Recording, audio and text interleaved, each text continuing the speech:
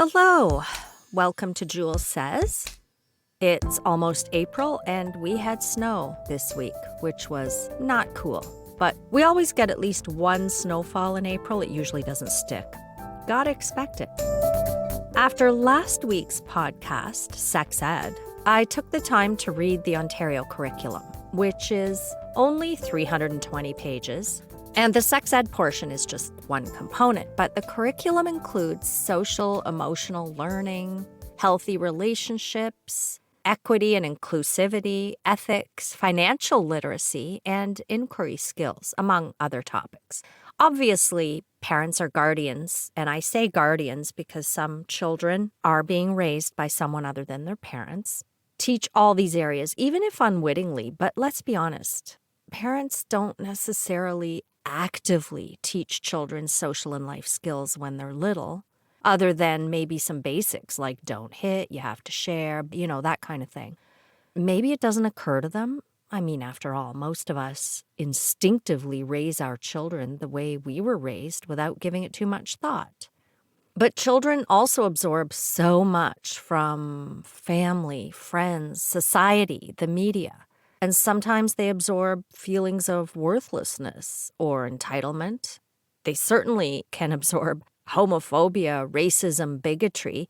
You can say all you want that you don't want children to learn about sex when they're little, but the fact is we're inundated with sexual images all the time. Of course, all of these human social dynamics are much broader than the sexual context, and they affect the whole person. For example, bullying, treating people with respect, setting boundaries. Learning how to navigate socially is critical to self-esteem and, of course, functioning well in society.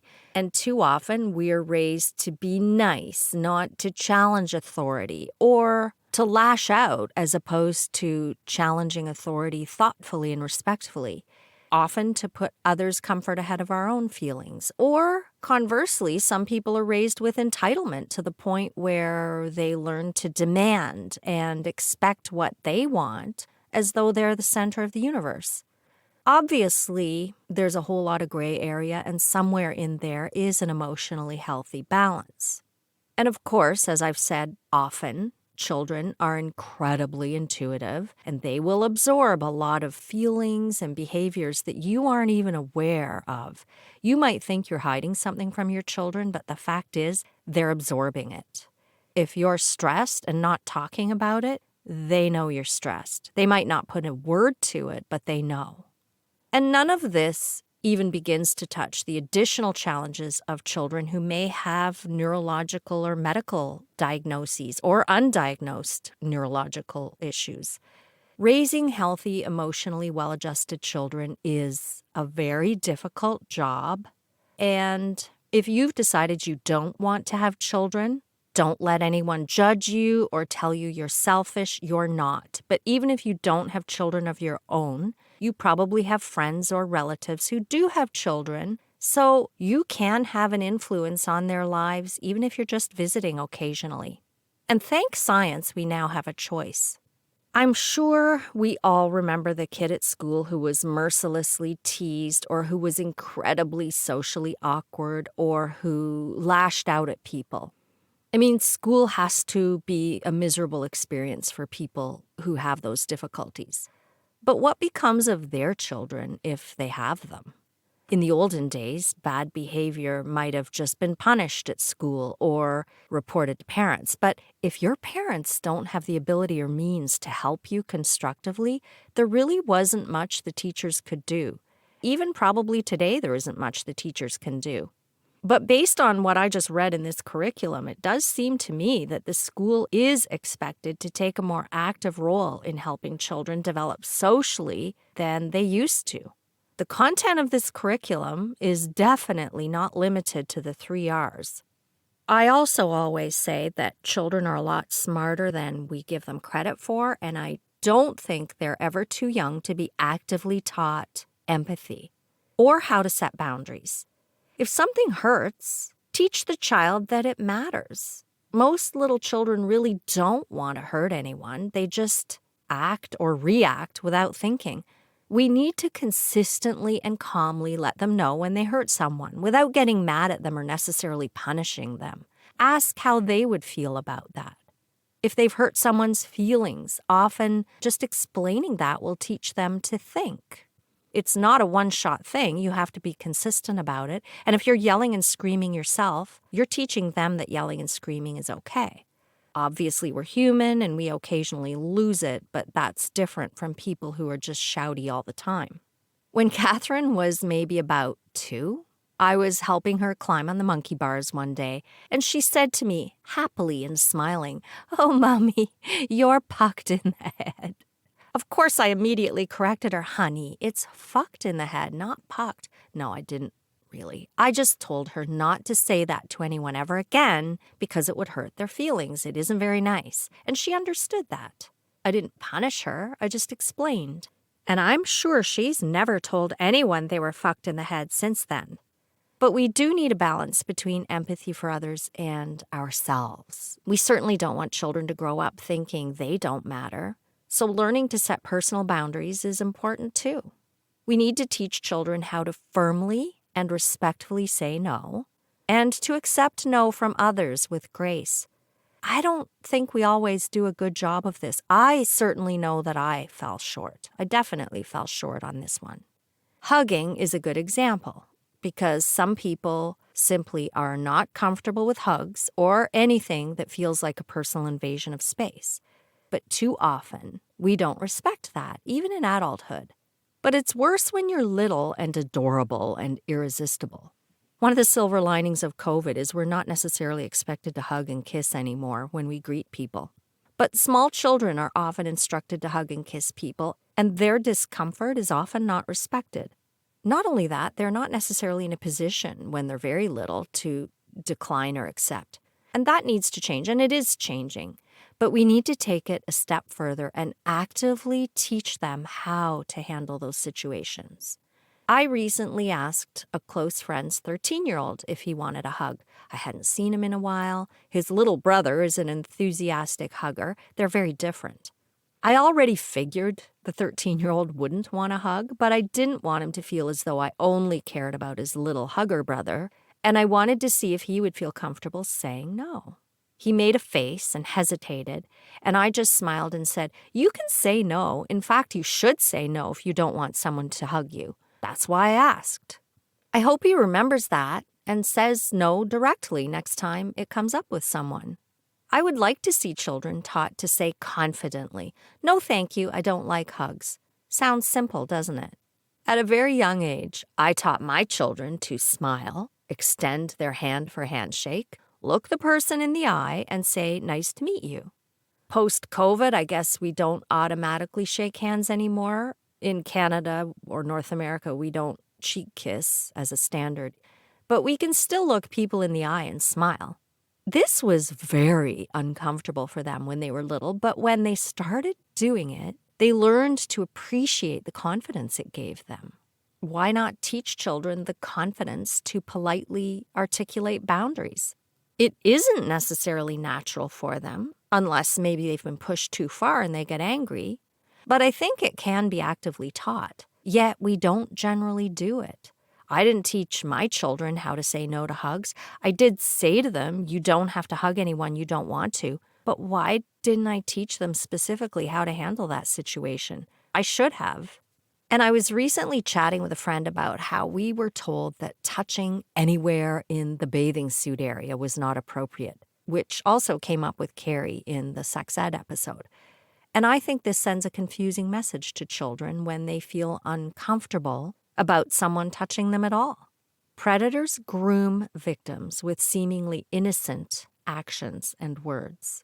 If a person doesn't want to be touched anywhere, anytime, teach children how to decline directly. Maybe even just, "Please don't touch my hair." And if that doesn't stop them, "I told you not to touch my hair." A decent person will accept a polite, direct refusal without argument, and anyone who persists needs to be told they're out of line by the adults in charge. Teach children to let you know if anyone makes them uncomfortable, and trust them. Don't allow that person to be alone with your child. too often children just don't tell us. And people don't necessarily outgrow this reticence, but I learned at age 18 that being direct can be effective. I worked in a restaurant, and my boss used to pat my butt, kind of poke my midriff, not my bathing suit area, but it clearly was inappropriate. And at first I thought it was an accident, but after a few accidents, I said, "Please don't touch me." "Why not?" he asked. "Because I don't like it." And you know what? He never did it again. But if he had, that would have let me know that I was dealing with an asshat or potentially someone who was dangerous. Oh, another thing I used to do, if someone sent me a drink in a bar or if they offered to buy me a drink, I would say, "No, thank you. I don't accept drinks from strangers." And there have been times when a bartender has said to me, "But I've already poured it." And I've said, "He can send it to someone else, drink it himself, or you can pour it out. I don't accept drinks from strangers. That's just my rule."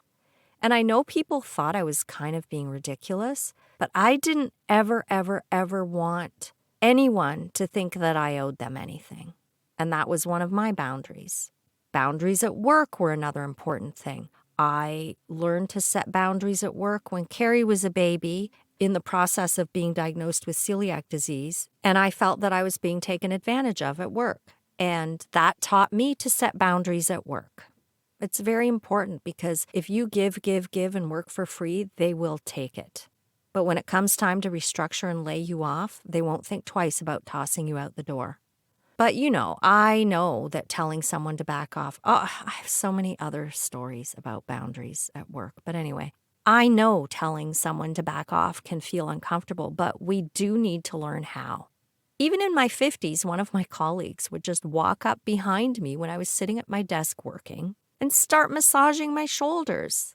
I worked with another woman, maybe 20 years ago now, who would approach some of the men from behind and rub her breasts on the backs of their heads. You'd be fired for that now, but here's the thing. She genuinely thought she was being funny and assumed the men enjoyed it. And maybe she was right, maybe she knew her audience, maybe they did enjoy it, but even though she was not a direct threat to their physical safety, why would they not have just told her not to touch them? My theory is that historically, women have been the sexual gatekeepers. Certainly when I was young, it was the woman's responsibility to say no. We had to make sure we're not in a position where someone can take advantage of us or hurt us. And if we find ourselves in that position, it was our fault if something happened. And in the context of slut-shaming culture, which we're still not fully beyond, we were expected to always say no because nice women would never, ever say yes. You only say yes to your husband if you're a nice woman, and even then, you're actually not allowed to say no. This same slut-shaming culture teaches men that since women are expected to say no, we may really be hoping that they don't take no for an answer. And that's not fair to them either, is it? If it's okay to say yes, then we have no reason to say no unless we mean it. How you say no matters too. I had taken the children and some of their friends to some indoor play place with lots of equipment for all ages. I would say Catherine and her friend would have been maybe 12. The girls told me afterward that some boys had been chasing them around and grabbing their asses. "Did you tell the staff?" I asked. "No." "Did you tell them to stop?" "Yes," they answered. "How did you tell them? Did you smile and laugh? Or did you face them directly and say, 'Don't touch me'?" They kind of looked at each other. I explained to them that you have to make sure your whole face and body and demeanor are sending a clear message, or the boys might be confused. It isn't just about the words. So I demonstrated. Look them in the eye and say it like you mean it. "Don't touch me." But I completely understand the mixed feelings about these situations. I used to be a young girl. I know perfectly well that I would have at least felt partly flattered that the boys were paying attention to me, at the same time not wanting them to grab my ass. These two things can be true at once, and smiling while saying no is conveying both of those things to the boys. especially to callow little boys who want what they want. Also, when I was younger, I wasn't very comfortable directly saying no to people. So I totally get why you'd be like, don't touch me. And the other thing about the boys is, chances are they just wanted to get the girl's attention. They're not necessarily taught how to go about getting a girl's attention in a respectful way. So they just do whatever they think will work. Little girls actively sort out their social skills all their lives with each other through role play. We grow up learning how to deflect unwanted attention. Though we do learn to be too nice about it because we also have to learn not to anger someone who is bigger and stronger than we are, and we're expected to be nice. Do men naturally learn these skills? Even though they are less at risk of being physically hurt by a woman, is it possible that they don't learn how to speak up when their boundaries have been invaded? Too often, they're just taught to punch. And it's certainly not fair that men are expected to always be on the hunt and in the mood for as much sex as they can possibly get. But I think in a lot of cases, even today, that's what society is telling them. So if a man is out with friends and a woman starts chatting with him, maybe flirtatiously, maybe he's in a relationship, or maybe he's single and just not interested, does he immediately tell her he's not interested or that he's married? Or does he just kind of go along with it? Is he going along with it because he's uncomfortable with being direct or because he's flattered? In some cases, surely it's because he hasn't learned to say no in those situations. He's uncomfortable with saying no. Plus, he's been raised to know that he can't punch her, at least not in public. Though I would argue that these same cis hetero men would have no issues declining an offer from another man. But sadly, they're not necessarily comfortable just saying no. They do feel the need to punch them. And a lot of men have similar issues with work boundaries. They might work all kinds of overtime for no pay, or do favors for people when they really don't have time, or make simultaneous commitments that are impossible to meet because you can't be in two places at once. My point is simply that this is not just a woman problem. On the flip side, though, we do also need to learn to graciously accept no for an answer. And I think the younger people are when they learn this, the better off they'll be. You can't go through life without experiencing disappointment, not getting something you want. You need to learn how to handle those things. And I know, as parents, we want our children to have trouble-free lives, but it's not realistic and it's not healthy. Learning how to handle disappointment and rejection without taking it personally builds resilience and self-confidence. Respecting boundaries is the flip side of setting your own boundaries and expecting other people to respect them. And then, of course, this is all tied to consent. When Catherine was maybe in 6th grade, there was going to be a dance at her school, and the children had been instructed that if someone asks them to dance, they were not allowed to say no. She was not impressed with this directive, and of course, I was certainly not impressed. And if I had something to say to the teachers, I didn't just call or go meet with them. It was a challenge meeting with them during their business hours. So much to my children's embarrassment, I generally sent a letter to ensure the message was loud, clear, and in writing. Why would we tell children they do not have the right to say no? I know it takes courage to ask someone to dance, but children need to learn to firmly decline politely and also to accept no with grace. And the younger we teach children these skills, the more confident and resilient I think they'll be. Not everyone is beautiful or funny or popular, and not everyone wants to be, but we absolutely must teach children that we all have value and deserve respect. Of course, empathy and boundaries and consent tie up into the bullying problem. Why do children bully? I have never, ever understood it. I've never understood adults who dismiss it with, oh, well, that's just kids. There's a big difference between saying no thank you to a person and saying, are you kidding me? Get lost, you freak. Sure, teaching social skills is the parent's or guardian's responsibility, but What do we do when parents don't or can't actively teach empathy, respect for boundaries, and resilience, and children are getting all kinds of negative messages from their surroundings? Let's be honest, some children grow up in a home with abusive parents or guardians. Should we trust that these children will work it out for themselves? There's a general attitude of, oh, kids will be kids or boys will be boys. And if you know any little girls closely, you know how socially cruel little girls can be. The topic of sex ed and the Ontario curriculum got me thinking about all this, but also I listened to a podcast last week called Boys Like Me, hosted by Ellen Chloe Bateman, which dug into the bullying experiences of two schoolmates, Evan Mead and Alec Manassian. Both were socially awkward. Both experienced rejection, humiliation, and extreme bullying. Listening to the descriptions of bullying and how they reacted showed that these guys had absorbed societal expectations and negative self-judgments, how they fell short compared to what a man should be, and they hadn't been actively taught how to navigate rejection. They had all these ideas in their minds about what it meant, what they should do, and they didn't discuss it with anyone. Their bullies had not actively been taught empathy, I suspect, or respect for uniqueness, or in the case of girls that these guys were interested in, how to say no respectfully, or if they were, they weren't behaving that way at all. And they even went so far as to set up a Carrie-like prom king prank on Evan without the blood.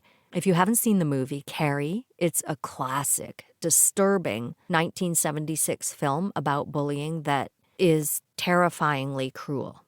Now, it turned out that Evan turned things around as he grew up, whereas Alec found community in online incel sites and ended up in Toronto, killing 11 people in 2018 by running them down on the sidewalk with a van. Apparently, he felt justified because he, a self-proclaimed supreme gentleman, had been rejected by girls and women all his life, and he believed that that would never ever change. He didn't understand why, and he became immersed in hatred. By the time high school ended, Evan was fixated on finding a girlfriend, while Alec was fixating on incel mass murderers as heroes.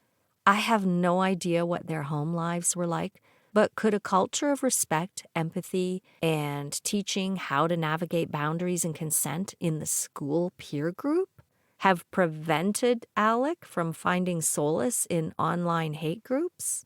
In episode 4 of Boys Like Me, Ellen speaks with a former jihadi recruiter, Jesse Morton, who was also very much abused as a child, about understanding the radicalization process and how to intervene.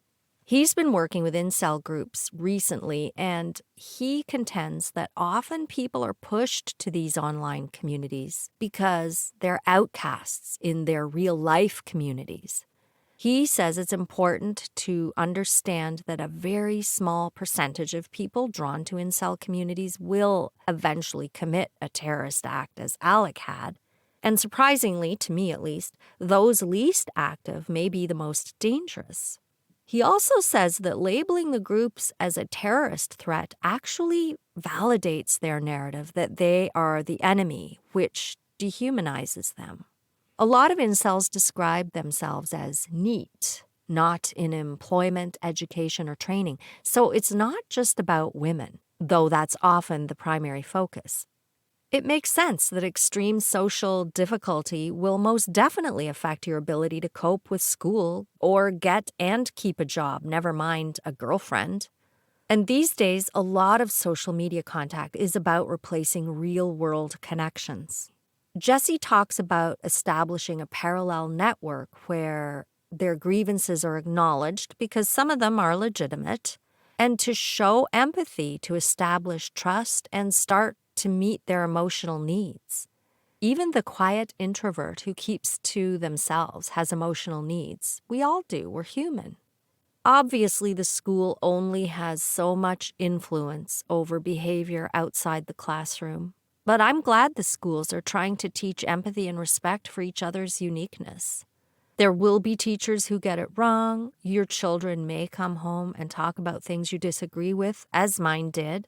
But that opens up a discussion. And at least the children who have guardians who really aren't there for them or are abusive, hopefully this at least helps them more too.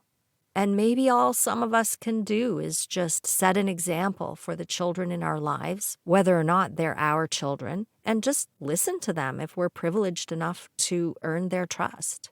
It really does take a village, and it's dangerous for us not to try. I got an email from Libby in Birmingham about the Horny song. It was by Moose, as in the delicious dessert, not the Canadian animal, tea, featuring Hot and Juicy. Thank you, Libby. I also want to share an Instagram DM that I ran out of time for last week. Hi, Julie. I hope this message finds you well. I wanted to message to ask you for some advice. I'm 35, have struggled financially all my working life. Over the last 6 years, I've worked my way up to a management position in my job. And I do enjoy the helping people side of it, but have found the work increasingly stressful and suffer with imposter syndrome when attending big meetings. I find a lot of the management have no empathy for the staff we employ, and that upsets me. I also find it quite boring as it is mainly an office job. I'm a deeply creative person and have a BA honors in fine arts and have a side hustle of selling my creations. I know that I'm able to make money with my side hustle as I've had some great success with it in the past.